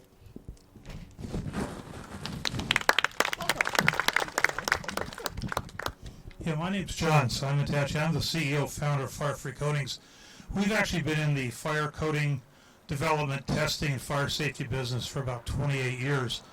I'm actually a member of the California State Fire Marshal's Committee on 7A standards, and the WUI is becoming a big deal. So after a lot of hard work, we've actually developed a fully certified and tested exterior system. We have a coating. It's a water-based coating. It's got a green listing, and we have a 2-part system. One is the fire retardant, and one is the proprietary top coat. And the reason we have a proprietary top coat is over the years I've probably tested 20 U.S. and 3 Australian standard exterior top coats, and they just will not meet the stringent weatherization and follow-up fire test standards required for the exterior application of coatings. And we've over the years, I'd say we've probably tested every type of siding imaginable in the market, including vinyl siding for the state of Georgia Fire Marshal's office with good success. We have testing of plastics. We just recently got asked about testing water tanks, and we are actually coating a water tank for Water District north of Sacramento. Now, in regards to siding, cost is always going to be an issue on your home. And, we've done all the studies, and we know that siding, fires travel vertically. They don't really go out horizontally. So the real risk is at the eaves. About 95% of your risk is at your eaves. And like was stated earlier, fire's like water. It takes the path of least resistance. And we found that in the eave testing we've done, where at one point we had in the codes, the 2x4 framing was 1 hour on your eave, I will tell you that fire will be in your attic within 1 minute 46 seconds to 5 minutes maximum. So if you're going to do anything, it would really behoove you to do the eaves, and siding can be an issue. There's a lot of misguided perceptions about siding. People talk about hardy board. We've done a lot of stuff at the University of California on hardy board. Within 10 minutes, it'll crack, dehydrate, and fall off on the ground. So it's not the greatest. For siding, it's a good product, but for fire, it's not the greatest product on the market. So the other thing that's really critical, if you don't do anything on the house, is the vents. And in a little bit, I'm going to turn this over to Nate Oliver from Vulcan. A lot of homes have been destroyed, with embers simply getting in the eaves and in the foundation and burning houses from the inside out. So that's a big issue. We get asked a lot to do decks, and we can do the structural elements of a deck. We can do the joisting, the beams, the columns. Our product is really not the right product to do the deck itself, the coating. So what I'm going to do is, real quick, Nate, why don't you come on up and talk about the vents. Bill Hendricks over here has a product for decks, by the way. It's an additive that you guys should look into and consider for that. And I'll let Nate take over on the vents, because vents are a critical issue. All right, thanks, John.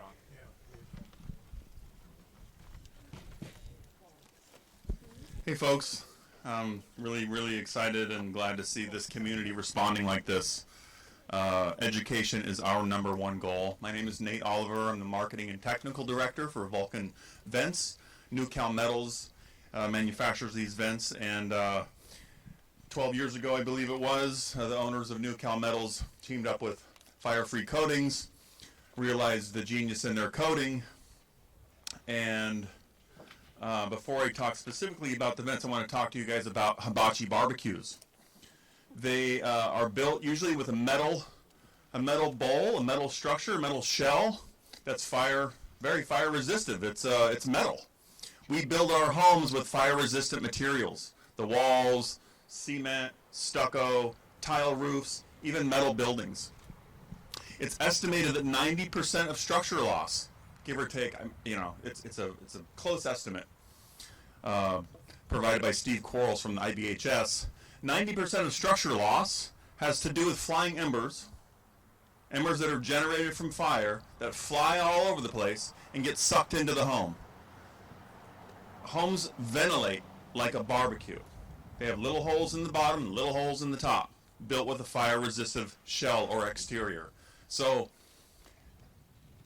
vents aren't going to completely and 100% save your home. It's about a recipe. It's about home hardening. It's about your vegetation. It's about the 0 to 5 lot line. It's about the fire-resistant materials. But what about the inside of your home? Our homes are built to ventilate. And when you have a wildfire event, it's generally warmer outside. Your home is insulated, so it's generally cooler on the inside, providing a low-pressure vacuum inside of your home, even more prone to suck in these embers. So we have a vent. All of our vents are this way. They have a fine ember, a stainless steel ember mesh that's designed to block embers. Building code requires, semi-suggests 1/8 inch mesh. We fail our ember test using 1/8 mesh. So that's just science. We've made a smaller mesh. We use a 16 mesh or a 14 mesh. It provides about a 1/16 of an inch opening. That blocks embers all the time. The next part of our vent, we use their coating to kind of stay on track here. We have an intumescent coating that they're coating on our aluminum honeycomb structure to kind of hold that coating. And when the vent is exposed to radiant heat and flame, that coating seals up. It's about a 71 expansion rate. You guys can check these out at our table over there.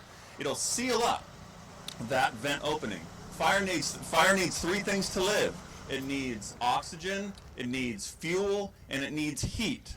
If you take any one of those 3 things away, it gets bored. It's always looking for those 3 things. And if there's a home, a structure, what have you, it can't get around and eat that edge. If it's just a flat wall, it's going to be really hard for that fire to survive. It needs to consume that fuel. It needs to get inside of your eaves. It needs to get the edging of your wall. You seal that up, and you definitely prolong or extend the possibility of your home, saving itself.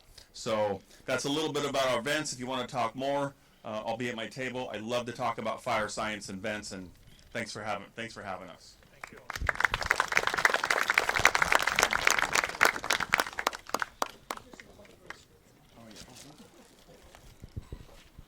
Thank you, Nate. All of our vendors, and we even have people who aren't speaking today, are going to have tables over there, and it'd be great to go over there and just take a look at what they've got. And everything that they're presenting here is things that I would put on my house. So just to let you know that they're reputable people. And vents are really, really important. Like he said, in 1 minute, and your eaves go up. Our next guest speaker is Cindy Weigelt. Sorry. Cindy Weigelt from State Farm Insurance, and she's here to talk about 2 things they are really, really, really concerned about. One is your fire insurance and how we're going to keep our fire insurance. And second, I've asked her to speak about the wildfire defense systems that are tied to insurance companies, and she'll explain that. She's also part of the Firewise community.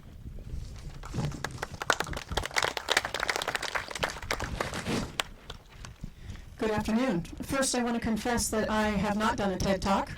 So I want to make sure everybody understands that before I get started. I'm State Farm. You all know who State Farm is. I could brag about it, but I think everybody knows who State Farm is. And how many of you here have State Farm? Woot woot! I love to see that. So I have been a 28-year policy holder, and I've worked for State Farm since January of 2020. So if that doesn't tell you that I believe in what I'm doing, I don't know what else could. I've become an insurance dork. I actually bring up insurance when people don't even ask me about it. So I love what I do. I love it more than I thought I would love it. And I think it's incredibly important that all of us are able to get our insurance. It's literally protecting our assets. So that's what's most important to me. Many people are asking me why State Farm has not canceled. There's a lot of very reputable, very good companies that have canceled, non-renewed, things like that. And people have asked me why State Farm has not done that. First and foremost, State Farm uses a different map when we sit down and decide which address that we can insure and which ones we can't. But the most important thing that I think everybody needs to know is that we have that kind of sustainability because of our financial position. That's why State Farm is not backing out. That's why State Farm continues to insure even in not high fire-prone areas, but certainly still fire-prone areas that have potential. It's so important to make sure that happens. So that's one of the reasons. In fact, one of the things Susan asked me to talk to you about is why people are getting canceled. As I said, there's very good, very reputable companies that are backing out. But people can get denied or get canceled for nothing. I know that seems like a really strange thing, but they can get denied. They can get canceled for nothing. What happens is if you have something that is a claim, and then the claim continues to be a claim, or you tend to have more claims on other things in your home, that's considered human behavior, right? If you're someone who has multiple claims, you're probably going to be someone who has or continues to have multiple claims, correct? That's when you will get canceled.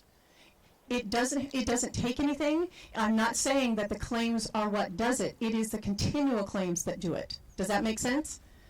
If you are a claim person, you will continue to pull in claims. So that's what's really important. But not being canceled just because you're in a fire-prone area with State Farm. We have a lot of people, once you're in with State Farm, you are in with State Farm. That just is what it looks like. Somebody walked up to me today and said their neighbor got canceled with State Farm. I said, I will tell you right now, it hasn't happened in the state of California. They did not get canceled for State Farm because of fire, right?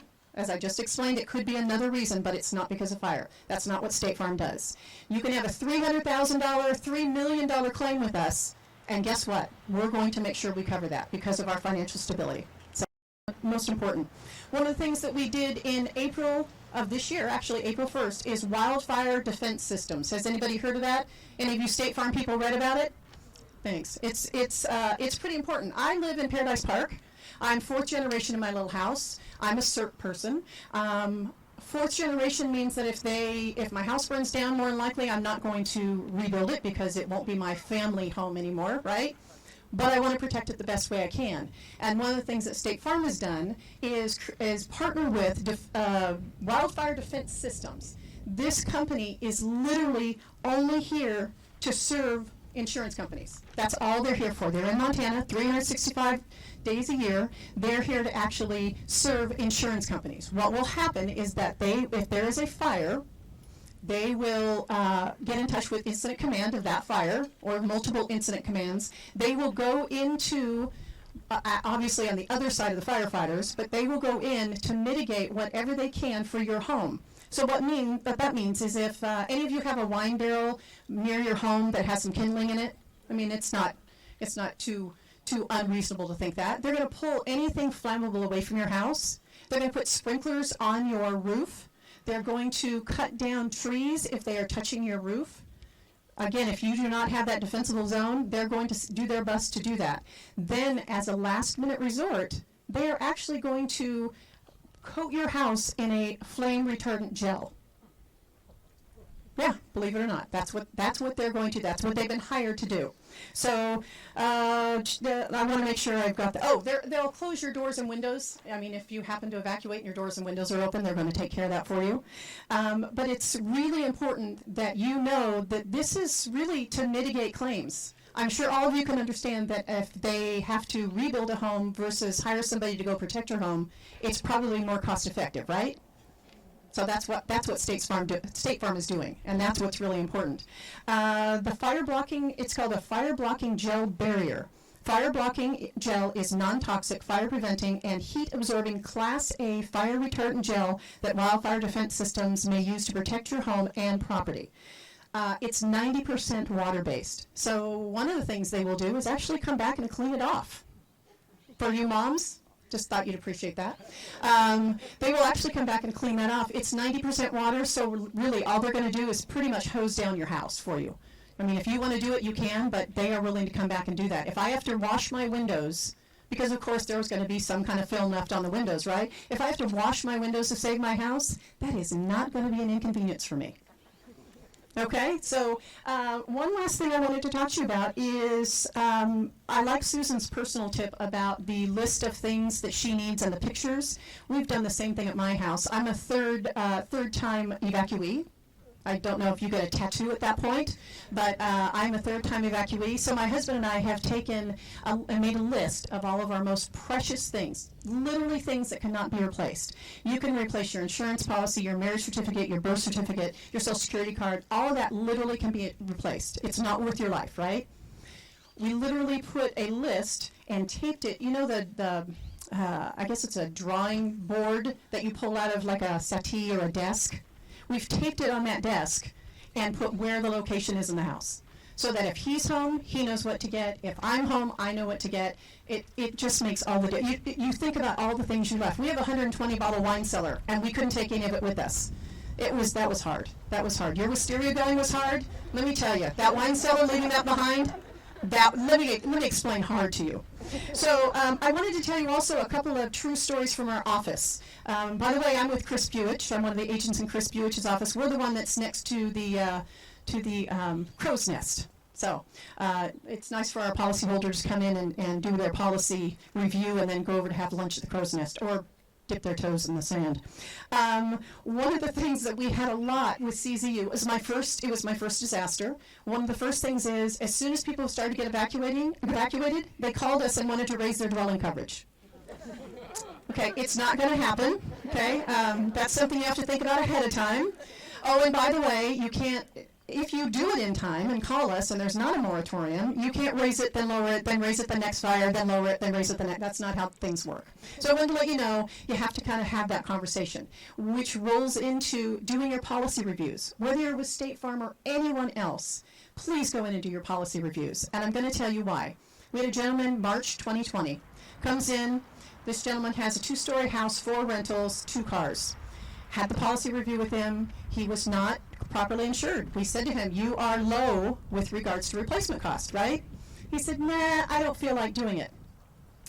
Fast forward to August of 2020, lost everything. Literally everything in a fire that he never thought was going to happen.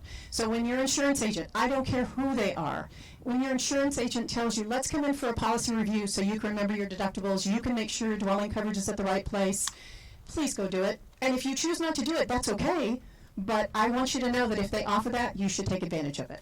The other one is I got a call from a woman who saw, of course, a CZU Facebook page. And she immediately called me and said, State Farm is canceling everybody. I said, no, they're not. She said, yes, I read it on Facebook. And I said, no. State Farm might be doing a lot of things. Nobody's perfect. But I'm telling you right now, they are not canceling people. They are not dropping people, and they are not canceling people. So I need you to go back and read your Facebook post, and I need you to confirm if it was us. There's Allstate, there's Farmers, there's State Farm. You know, heaven forbid we not have a unique name. So it can be confusing, but State Farm did not do it. And the very last thing that I want to tell you, and this is what makes a difference in our office, all of our policyholders, first and foremost, will be properly insured. And secondly, they will understand their coverages. And one of the things that we did during CZU, actually I did it on a Saturday, I decided to do dialing for dollars. I looked in our book of business and I looked up all the roads that were affected by CZU, and I literally called every single one of those policyholders. And I literally made sure that they understood, not that they didn't originally, but in the middle of a panic, you don't remember, that we had the loss of use for them. So I know there were 2 women that burst into tears because they thought for sure they were going to be homeless or couldn't afford to go to a motel or whatever that was. So that's the difference our office makes, is I literally did dialing for dollars on a Saturday to make sure our policyholders had a little more comfort in the middle of a disaster. So thanks for having us. This has been a great opportunity for everybody, and I hope you guys continue to work toward this because, as I said, Paradise Park is also a Firewise community, and we've really gathered around for that. That's kind of brought us all together. So I hope it happens here. Thank you so much.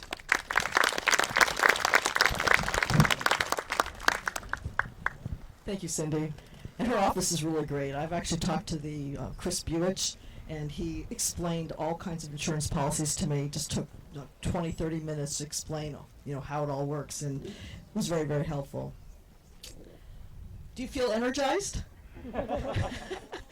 Do you feel more informed about what we can do as a community? Great. That was my goal, so we did that. So remember, we've got a goal for this 1 year, first year goals, and I already read them off to you. It's on the website, so please, please go to the forum. Go to the forum, sign up to be a member in your community, your micro community. We need leaders, and leaders need to be or can be certified ham and MERS radio experts or have the equipment, and we can, as a community, avoid problems. And I think that we've got what it takes. We've got intelligent, wonderful people in this neighborhood of 188 homes. We need 30% of all of you to join by filling out the survey and becoming part of our micro communities. And thank you for coming today.